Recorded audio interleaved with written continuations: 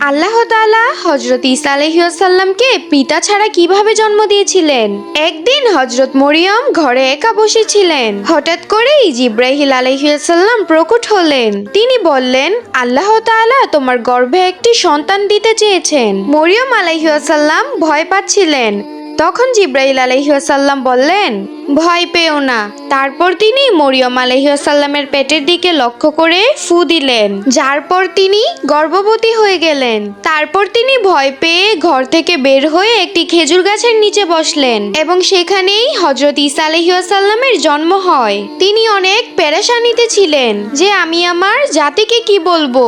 যখন তিনি তার সমাজের দিকে গেলেন তখন লোকেরা বলতে লাগলো, মরিয়ম তুই এটা কি করেছিস? তোর বাবা ভাই অনেক সৎ ছিল, তোর কাজ এমন কেন? তখন তিনি ঈসা আলাইহিসসালামের ঠোঁটে আঙ্গুল রাখলেন এবং ঈসা আলাইহিসসালাম বলতে লাগলেন, আমি আল্লাহর বান্দা।